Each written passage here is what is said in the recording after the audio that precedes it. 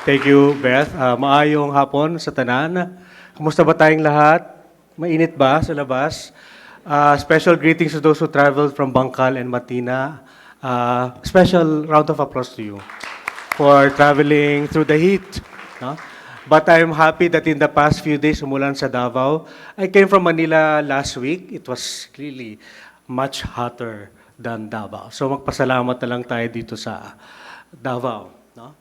When I entered this auditorium, I was so pleased. No? The setup was beautiful. Ang ganda. Di ba? Um, um, we're blessed with a facility like this. Also, when I see us gather from different units, I get excited. No? Do you? Oo, di ba? Sana sinuot ko yung uniform ko ng senior high school, yung I love Ateneo. I like that t-shirt eh. Yun, so I'm happy to be here and again, be with you, our dear community. Whenever I'm with you, like in the Ateneo Olympics, I'm very happy. I think that also defines who we are as a community, as a mission, as a university. Ang presentation ko medyo dense, but I'll try to make it as easy as possible. No? But basically, I'll proceed. No? It's about determining our future, charting our future. The questions to answer as follows. How will we set the directions of the university through this thing called strategic planning? Every one of you will be involved. No? And then, that's our, no, and then how can the, how can the process be characterized by discernment, leadership, and what we call synodality?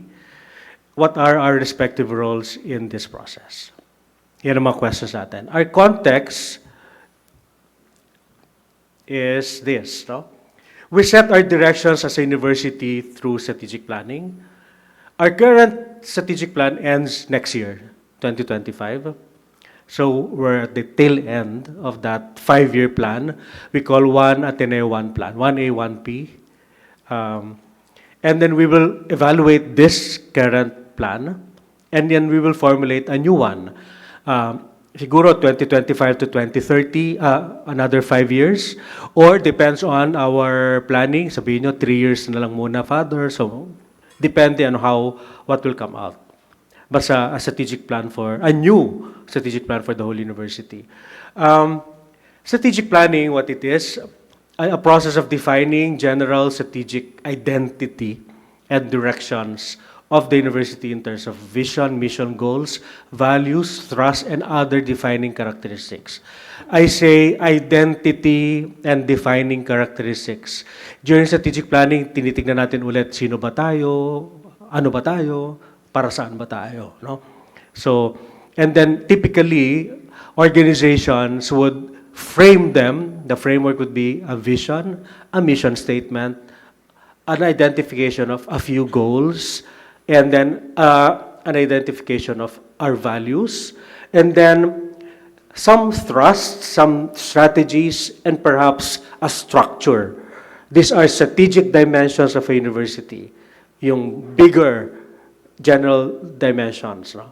So again, we're open to what will come out of this. But I think basically dapat meron tayong VMG and values. Yung apat na yan, fundamental. Pero kung sabihin natin, Father, dagdagan pa natin, lagyan natin ng principles, lagyan natin ng identity statement, lagyan pa natin ng specific strategies, depends on what we want. No? So we're very open. A time frame is needed, agreed upon, and then just to distinguish, it is not operational planning. Operational plans are based on strategic plan, as I will show later. No? So operational planning will come in later. Both strategic planning and operational planning processes are going to be supervised by the Office of the President and the soon-to-be-formed Office of Strategic Management and Quality Assurance. Sa ngayon, meron tayong Office for Quality Assurance. We had a VP for Quality Assurance, which became the oversight or supervisor of the PASCU visits, for example.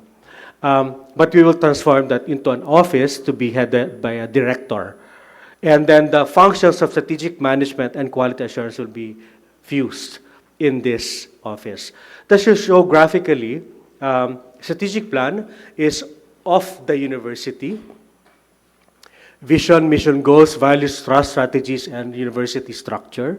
Usually a plan good for 3 to 5 years. It needs approval by the Board of Trustees, and it is revisited regularly. Operational plans flow from strategic plan. Notice that it's plans, not plan, because plans of units, councils, clusters, departments, offices. Lahat magkakaroon ng operational plans based on the strategic plan. Isi-sequence na lang natin what will come first, yung ganon. Buong ano ba, for example, buong grade school unit ba? Then from grade school, departments, and then departments, offices, yung ganon, no? And for example, university-wide, clusters, councils, up to offices, no? Operational plans. Ang laman niyan, objectives, targets, indicators, programs, projects, activities, tasks, timetable, resources. I'm sure all of you have gone through some operational planning and strategic planning. Annual, the operational plans will have annual targets and approved only by the President. We don't need board approval for that. No? The whole process of strategic planning and operational planning will be managed by, as I said, my office, and the future Office of Strategic Management Quality Assurance. Basically, the functions will be alignment. No? Dapat yung plans natin flow from the strategic plan. No? May alignment. There's coordination. Let's say if there are overlaps of functions or plans, these officers will ensure coordination and prevention of overlaps or synchronization. No? A lot of data management because our plans need to be data-driven. No? And we need to consolidate a lot of data, documentation, reporting, monitoring, evaluation, review, and dissemination. If we organize this office very well, our PASCO visits will be implemented very seamlessly. Kasi nandiyan na lahat ng documents, data, reporting, etc. And all our plans and activities flow from the strategic plan, go back to the strategic plan, operational plans, yung ganun ba? I think you know what I mean because this is our daily lives, right? Our programs, our classes, our curriculum, ganyan, no? Our targets in the offices, alignment lahat yan, to the values, vision, etc. To make it really circular, to make it alive in the university. My first point is this. Strategic planning is a leadership event. It is a leadership process. Why? What is leadership anyway? It is an influence relationship between leaders and followers, intending real changes, reflecting mutual objectives. This is an academic, scholarly definition of leadership. But even without such scholarly definitions of leadership, you know what leadership means. No? It talks about influence, motivation, enabling. There's a direction in terms of changes, then may mutuality. There is a distinction of the leaders and the followers. Sometimes I'm very uncomfortable using the word follower, parang napaka-hierarchical. Sometimes, just to distinguish that there are leaders and there are people who are led. But as I will show later, my idea of leadership is that the so-called followers are themselves leaders. No? It's a matter of just difference of responsibility. May taga-facilitate, may taga-report sa board like the president, may taga-tawag ng council like me, but you yourselves have your own leadership functions. You're leaders in the classrooms, you're teachers. You're leaders of staff. You're leaders in your different functions like PPO and finance, HR, ganon, no? Everyone has leadership function. It's influencing each other for the betterment of a place like the university. No? So, strategic planning is a leadership event and a leadership process. No?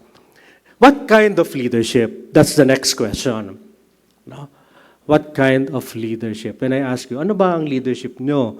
What is our understanding of leadership? What is our practice of leadership? And my second point, thesis perhaps, is that we differ in our understanding and practice of strategic planning as a leadership event and process. No?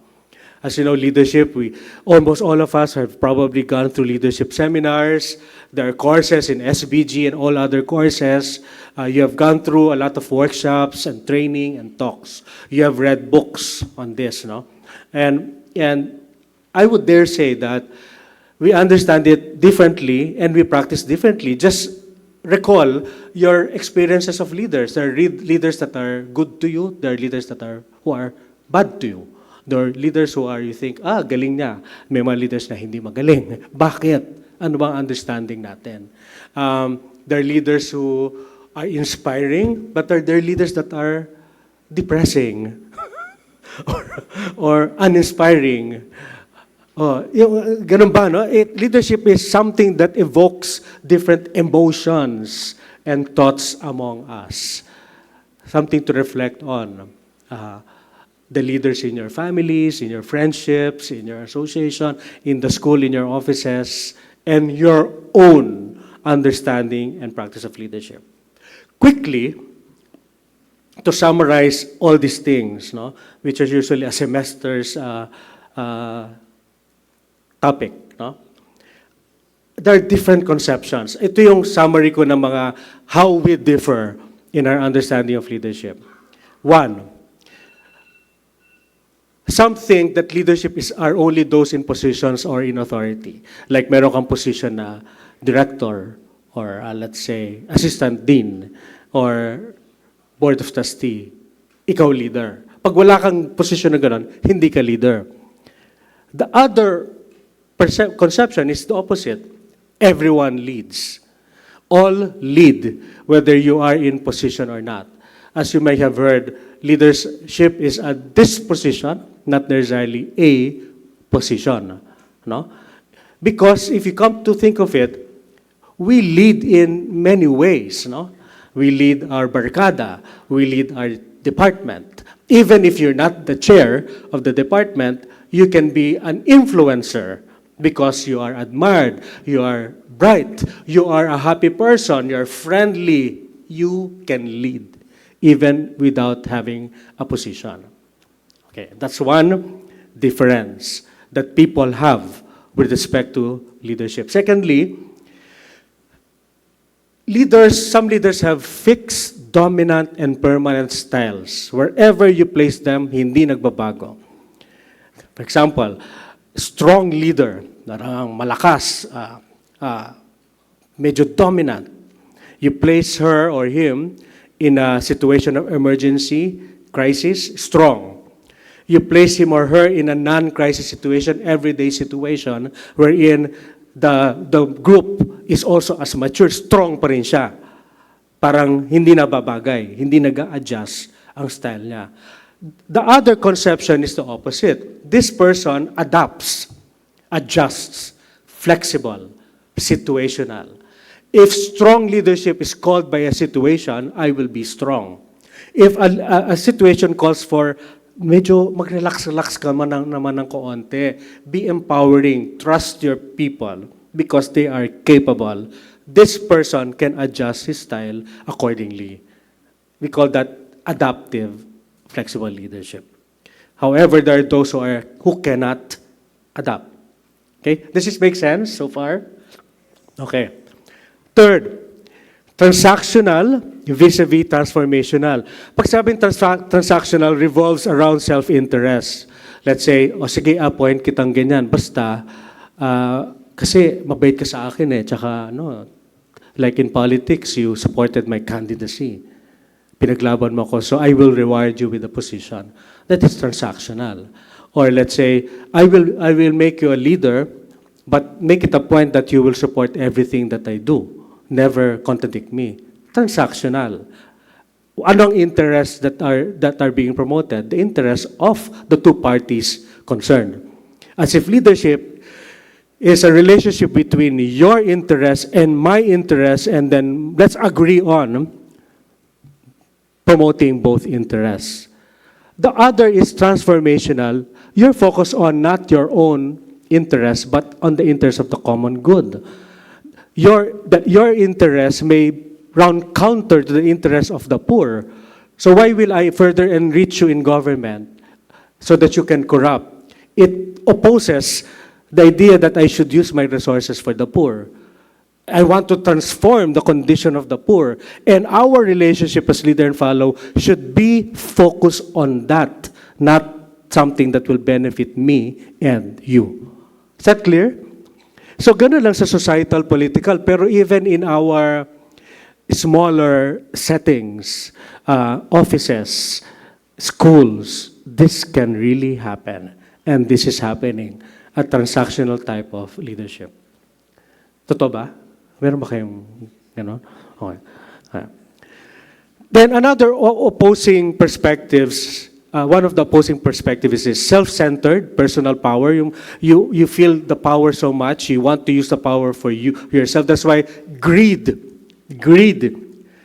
is one of the enemies of leadership, no? Because it feeds on your personal power. However, if your orientation is other-centered, service-oriented, and empowering, that's why one of the most popular theories of leadership is servant leadership. Just to say that even in a corporation, you can be a servant leader, no? And not a leader who will further aggrandize yourself and enrich yourself. And it's all about you.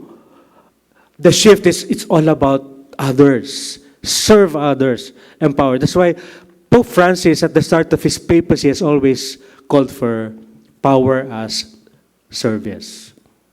Power as service. The last, perhaps, is this. No, we differ in terms of these styles. Some of us are really authoritarian, no? Centralized, tend to monopolizing, prone to perpetuation. We want to stay and stay as a leader. We don't want to let go. Or if we want to leave this position, my next position should be higher. Some cannot let go. No? They cannot resign because they are delighted so much with the prestige and privileges of leadership and power. So it's prone to perpetuation, corruption. It is status quo preserving. You do not change the situation. The opposite is, if your value is democratic, participatory, consultative, you're dependent on a team. Not about you, but it's about my team. Accountable and change-oriented. Those are the different ways of different paradigms, if you will, of looking at leadership. No? I've seen many school leaders, even in the religious sector, moving towards the authoritarian tendency, even if their rhetoric is democracy and participation. But their personality, again, as I say, malaking bagay rito ang personality. Ang personality mo, prone towards authoritarianism, centralization, top-down. It's hard to fight yourself, no? That's why one of my thinking about leadership, it's all about transcendence. You have to transcend yourself. If your inclination is power, personal power, and prolonging yourself in this position, overcome it for the sake of the common good. You have to transcend, you have to sacrifice in a way. So if democracy is a value, you move towards, strive to be democratic, strive to be consultative, and to be team-oriented. Okay. So there are implications dyan pagdating sa planning. Do sa other side, planning will tend to be top-down. And we have a lot of top-down planning happening all around us.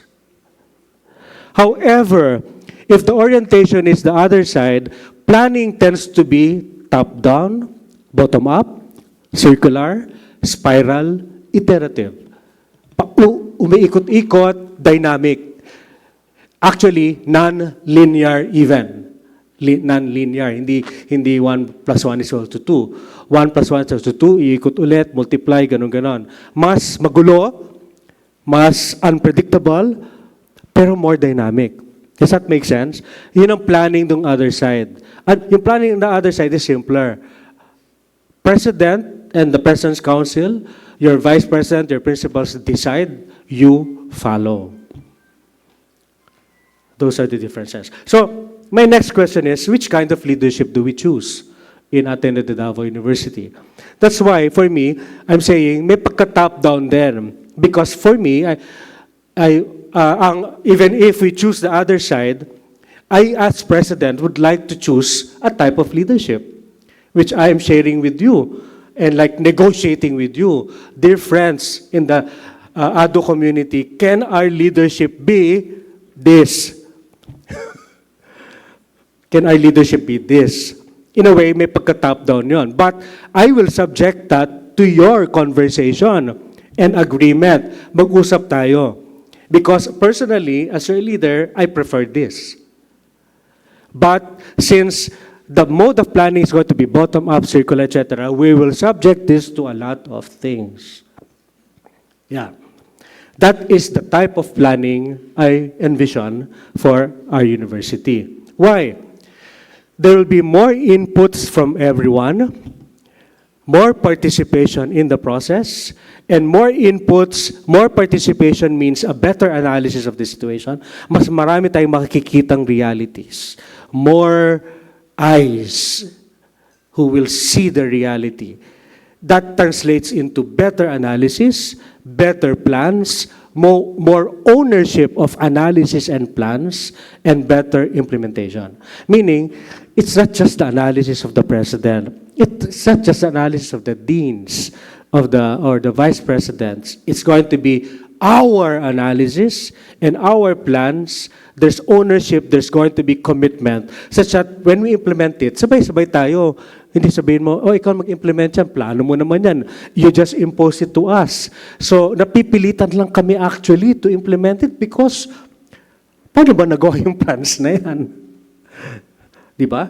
If it's the opposite mode of top-down. But if you agree to this mode of planning, these are the advantages. More ownership, more commitment, I think better implementation. Okay so far? Okay so far. So yan ang first part, leadership. So the other three concepts are as follows. All this that I'm talking about is consistent with the current thrusts and themes of the Jesuits and the Church, particularly discernment. Discernment is nothing new to the Ateneo de Davao community. You have gone through discernment retreats, ISFO, our chaplains, our daily masses. If you go to daily masses, we always talk about discernment, talk about reflection, etc. But to summarize, what is this? It is a unique Jesuit Ignatian charism. Ignatius of Loyola, as you know, is the patron saint of discernment, the spiritual exercises. The other religious congregations would ask the Jesuits to help them. Jesuits and Jesuit colleagues like you to assist them in how to do discernment. Because sabi, pag discernment, Jesuit yan at saka Ateneo yan, ganon. So, charism natin yan. It's a constant call of the Pope because the Pope is Jesuit. Ever since naging Pope siya, puro siya discern. Talaga, Jesuit kasi siya. Lahat ng niya, encyclical, puro may discernment. Ganyan. And then, to define, it is to make choices and decisions in consideration of other things. Kasi, you can say, I will go through decision-making. Decision-making, rational, pros and cons, analysis, etc. But if you consider other things like values, principles, mission, you consider identity, you consider faith, you consider spirituality, that makes it discernment.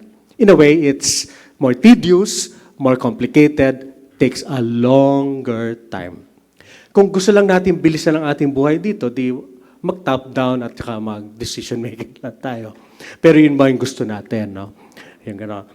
So, and then it's to go beyond, to go deeply than rational decision making. So may lalim. Yung sabi natin, depth in decision making. A lot of considerations, no? Everything is complicated, but we embrace it. We integrate intuitive, affective, spiritual. Kasi marami sa atin hindi malakas ang intuition, no? Yung kutob, sa Tagalog kutob. Sa Bisaya ba ano ba yung parang may term ba yun na something deep that you consult in silence and solitude, no? Yan, to make your decision more accurate perhaps. Intuition, affection, you consult feelings, you consult the Spirit. Many of us who are more religious and prayerful, we pray a lot. Many go on retreats. Many go on spiritual directions. But that may not be the style of others. But they prefer quiet, silence. Just consulting a spiritual friend is enough. Different strokes for different folks. But the thing is, there's depth. That is discernment. Make sense? Yeah. Yan, yung what I'm talking about as the mode of planning is consistent with discernment. The other one is what very new, synodality. Pope Francis says it's a new way of being church. What is this? It is to discern the will of the Spirit. Kasi when we discern, Paul, usap tayong ganyan, and then, ano ba yung tingin ko? Ano ba tingin mo? Pero ano ang tingin ni Jesus, kung Kristiyano ka? Ano tingin ng will of the Spirit, no? Who is beyond us? He is the protagonist. We don't say, I will follow the president of the university. Pwede rin yun. But not really. If you are in synodality and discernment, we will follow the will of God. The will of the God for us. The will of the Spirit, which may be different from the will of the president, and which may be different from the will of your own person. Imagine that, no? Searching for the will of the Spirit. We are concerned about process more than product or outcome. Culture more than content. Culture, the diversity of our cultures. Like, if you think differently, we will respect that. If you speak differently, we will respect. Some of us are not speakers. Some of us are quiet people. Let's discern the quiet in among us. Let's also discern the noise in some of us who are noisy and talkative. Okay din yun, di ba? Wala tayong judgment. We are so different. Yun. Let's discern the content and of the people who tend to be intellectual and those who tend to be more feelings-oriented. The important thing is we listen, we converse, we journey together, we break barriers and hierarchy, we're respectful of difference, there's inclusivity, affectivity. Ito sabi kinote ni Pope Francis, si Saint John Paul II. Former Pope John Paul II is a saint. Affective collegiality precedes effective collegiality. Powerful, I think. When we can be so concerned about being effective, meeting targets and objectives, outputs, etc., what happens to our affective connections with each other? We achieve results, but in the process, we develop enemies. Gusto ba natin yun? Parang the means justify the end. We achieve 100% board passing, but in the process, you break up with your friends in the department. Can we strike both? No? But if we listen, converse, join together, we are able to avoid those instances. Just to show some photos. The synod means a gathering of bishops. Prior to the synod on synodality, the synod in Rome is organized this way. The Pope is in front with his cardinals, and then yung mga nasa harap, first few rows would be cardinals, next rows would be bishops and archbishops, and then the last at the back of the rows would be others. Kung may other guests like women or lay people. Kumbaga, the whole physical setup is organized according to hierarchy, structure of power in this church. And this church, the Roman Catholic Church, is very hierarchical, as we know. No?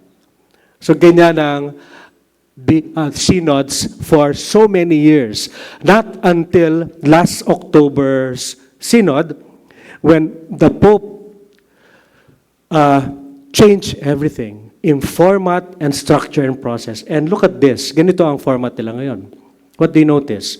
Circular tables with their respective video screens and microphones, and sisters and non-priests sitting with bishops and priests. Yeah. I was able to watch the video live streaming of these processes last October 2023. And amazing, no? Cardinals and archbishops sitting with women, listening to women, give lectures, and respecting each other's views. This is the way Pope Francis would like to transform the church. Equal footing, demolish barriers and hierarchy so that we can listen authentically to each other. Do you think this is an easy process? No, on both sides. I heard that some bishops walked out of the conference, couldn't take it. No?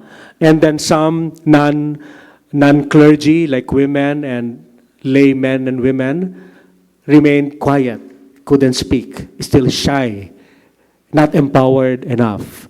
So it will take time for us to get used to such a format. And there were several such round tables in Rome in the Synod on Synodality.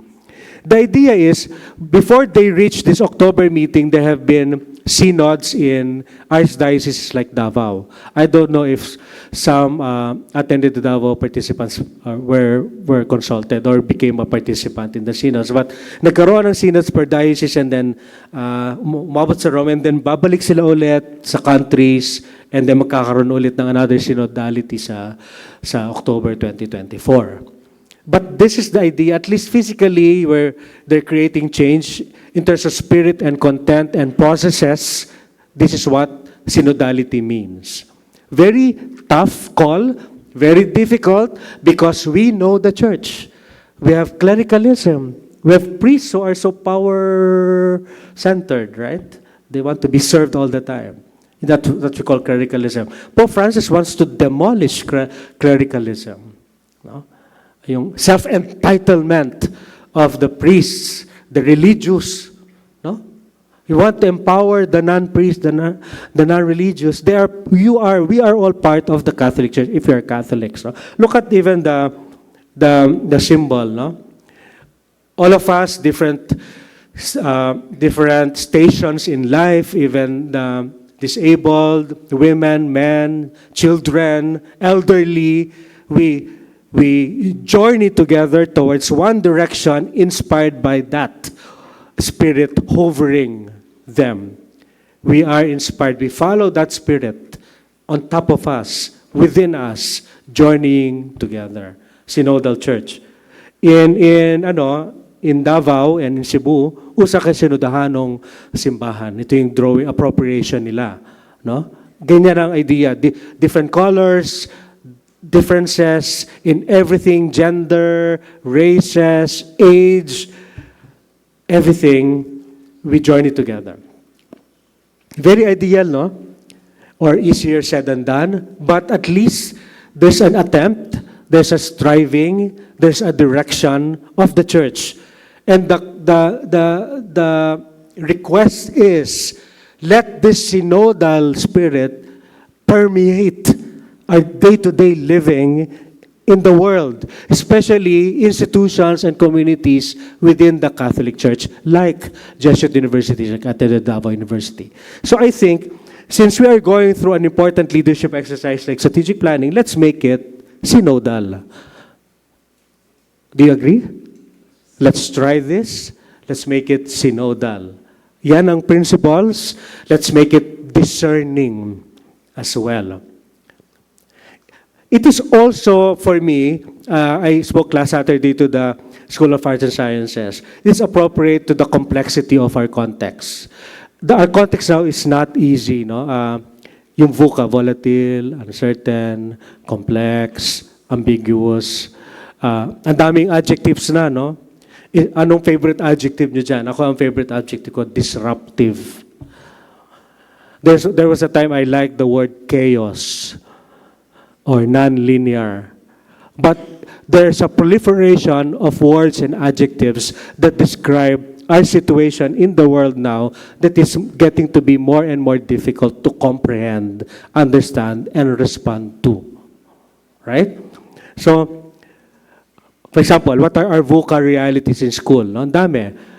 AI, ChatGPT, decreasing enrollment, limited budget, struggle for peace and justice, environmental issues, new skills needed. 21st century skills, next year, mabago na naman yung 21st century skills na yan.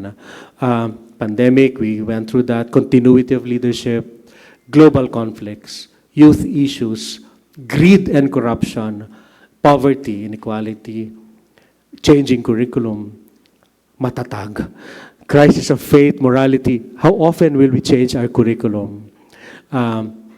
New directions for mission, mental health, very complex. Of recent years, mental health is so complex. Competition, interpersonal conflicts, political realities, natural calamities, the learning crisis we have in the Philippines. We're always at the bottom of international assessments.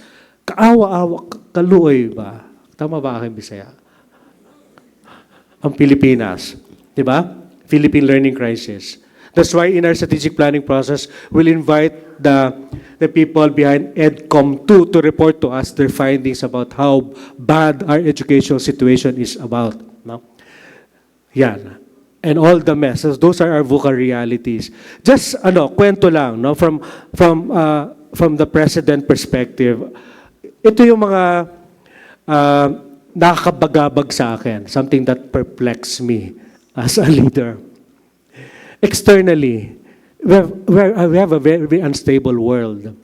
Challenge in terms of peace, democracy, security, environment, food, energy, the heat, and the rains affecting us. No?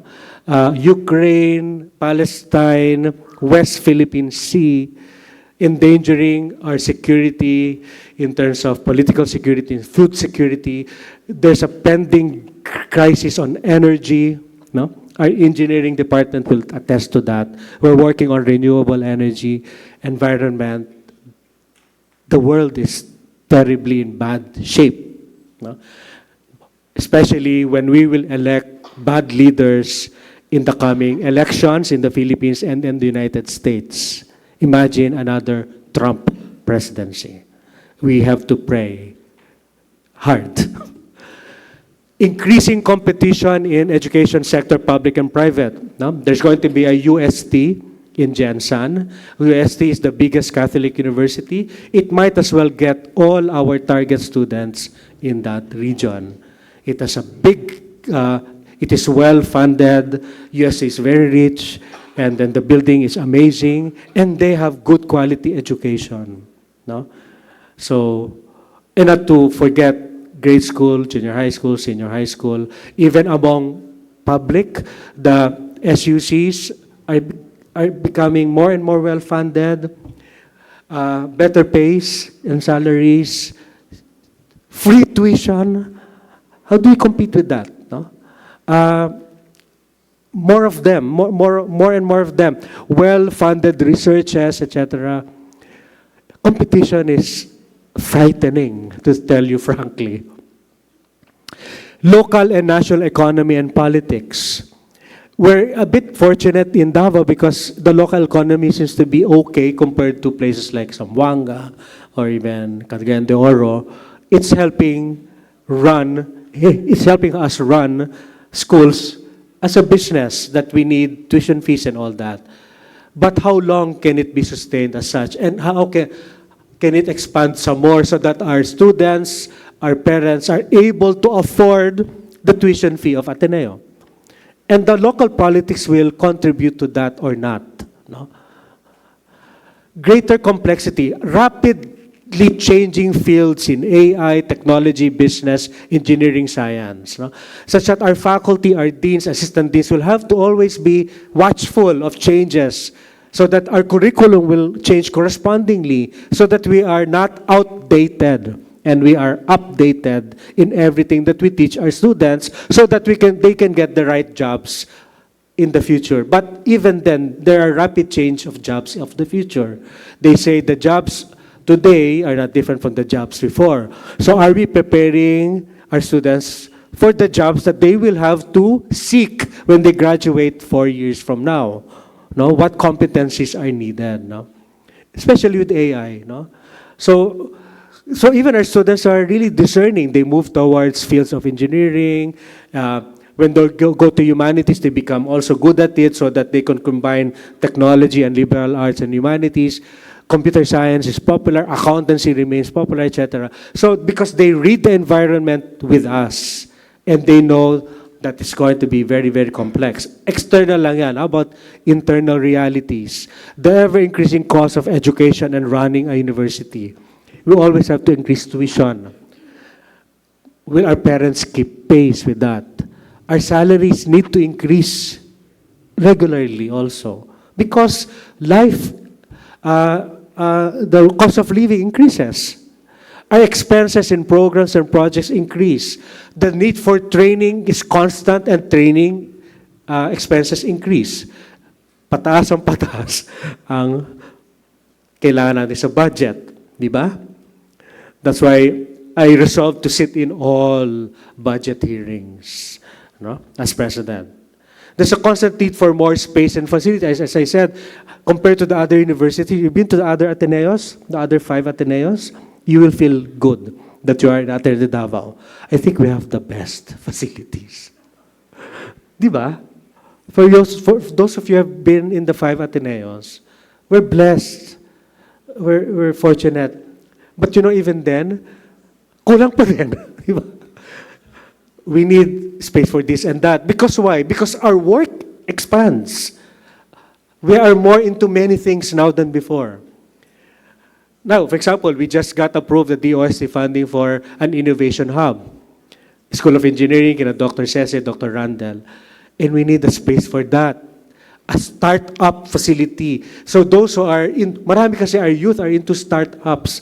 There's even a K-drama on start-up. Naparod ko yun. Ganon ang idea natin. Start-up. We need such a building for startups. Where do we locate it? In Ateneo de Davao, Jacinto Campus, or where? No? Saan pa? Yun. Because our work expands beautifully, and we have to respond accordingly. No? So facilities, IT. IT, every budget hearing, Father Charlie as head of IT department, who will always request for more budget because we need to constantly increase our bandwidth and connectivity. Di ba? We're thankful. That's why last Sunday, we're aside from UP Mindanao, Ateneo Davao was chosen, and we have more bar examinees for Sharia bar exams. Right, Bong? Yun. Such an honor because we have facilities and we have connectivity in the Bangkal campus, right? But we're pressured to compete and market more effectively, sustain our commitment to service, mission, and community. We will go fast, but we will not compromise our work with our poor communities. No? We're committed to them. That's part of being a Jesuit university. And then we're coping with, engaging with, and adapting to these difficult external realities.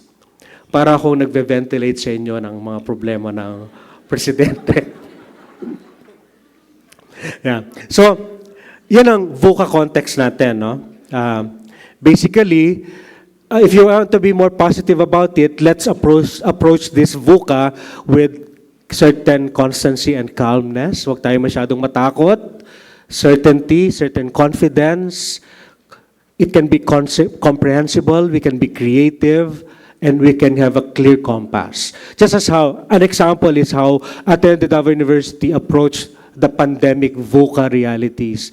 Naging leading university pa tayo sa online education, online learning, no? We maintained our enrollment, our faculty got retrained and repurposed our facilities, etc. Because we were positive, creative, we were not shaken much by the difficulty and fears that the complexity environment can instill in us, because we are positive, we pray, we believe in grace, we can be resilient, we can discern. That's part of our tradition. So we approach our VUCA context, our complexity, with conversation and contemplation, meaning conversation, discernment, and conversation.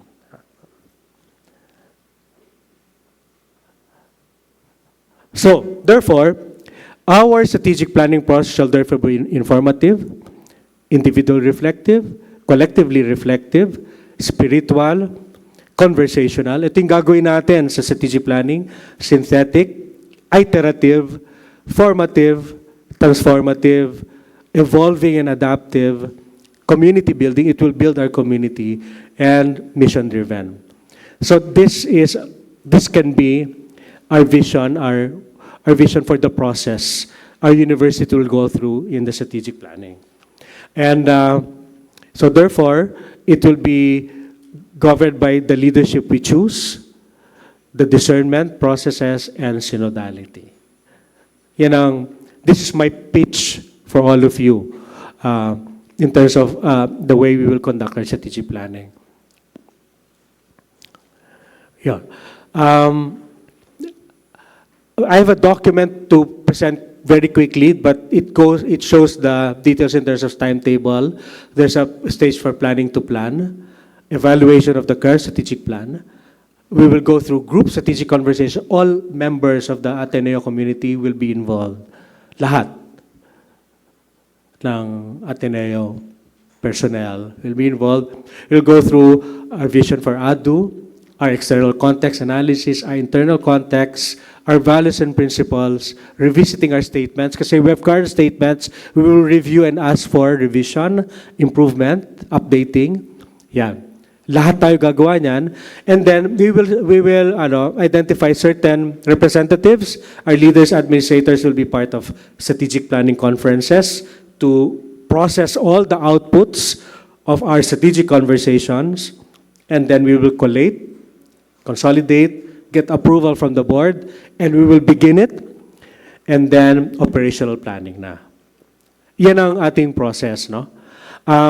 Bernie, can we flash quickly the document?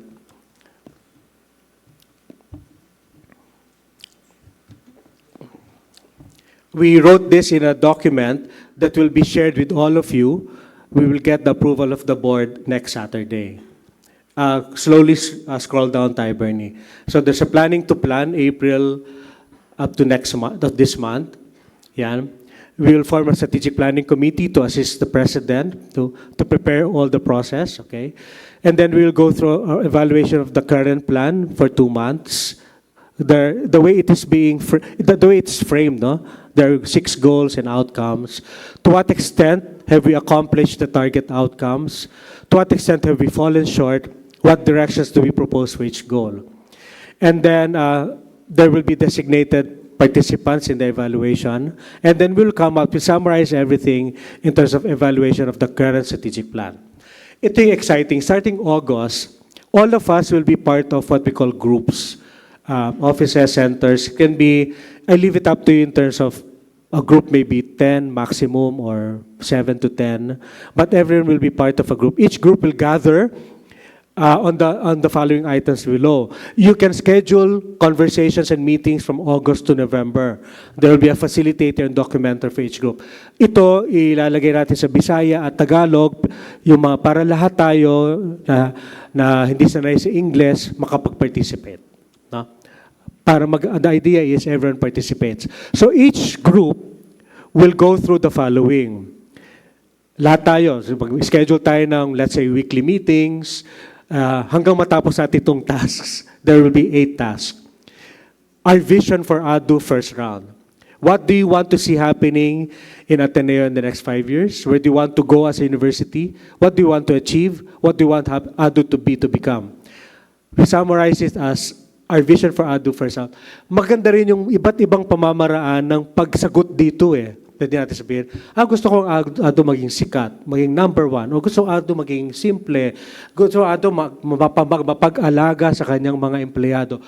We will collect everything that you like, the way you would like to phrase it in terms of answering what do you want to see happening in Ateneo in the next 5 years. Next, let's look at our external context, no? Yung mga nangyayari sa labas natin in terms of positive and negative challenges. Marami yan, no? And then I'll scroll down tayo, Bernie. Down, please. Yeah. What is happening in Davao City, in Davao region, in the rest of Mindanao, in BARM, what's happening in our country, economic, political, socio-cultural environment, what is happening in the world, and how the Philippines relates to the world, Southeast Asia region, Asia, the rest of the world. Trends and scenarios in the following sectors: education, business, industry, science and technology, environment, ecology, government, civil society, lahat-lahat na. No? Maganda rin yung what catches your attention. No? As a group, what is important to you? What about the external realities of Ateneo are important to you? Yun ang i-capture natin. Hindi natin pipilitin na, daanan nyo lahat dyan, daanan nyo. Pero maganda rin, maraming magandang lalabas dyan na different perspectives. No? Number 6, situation of people and communities and institutions. No? Lahat yan. And then we summarize them into positive and negative challenges to ADDU context. External. Next will be internal. In terms of, this is similar to SWOT, no? Strengths and weaknesses, strengths, advantages, weaknesses, limitations. Let's now look at what are our internal realities. Down, please. Yeah.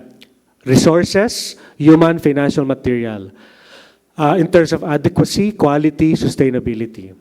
Our programs, project activities, our work in the classroom, academics, community engagement, formation, etc. In terms of excellence, expertise, competence, our niche, our distinctiveness. Our structure, systems, processes, our organization, management, and operations.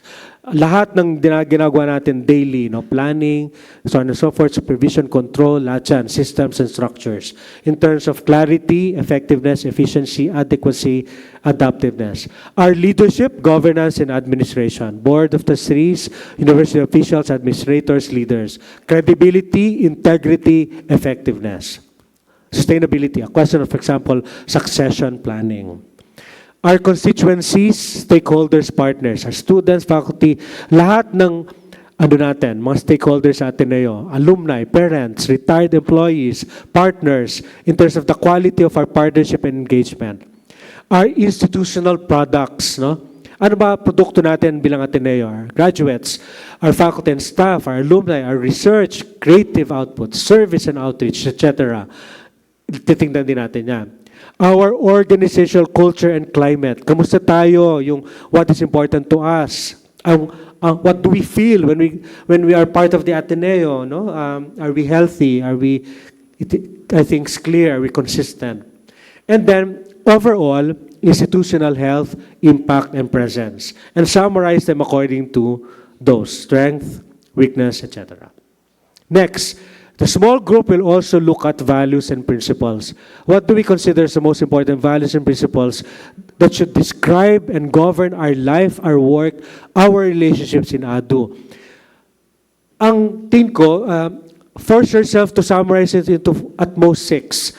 Baka you can summarize it into 3, 4, or 5. Pwede rin. Basta there's an exercise in arguing, synthesizing, and coming up with what you think are ADDU's 6 values and principles, or even how many values and principles that you want to propose.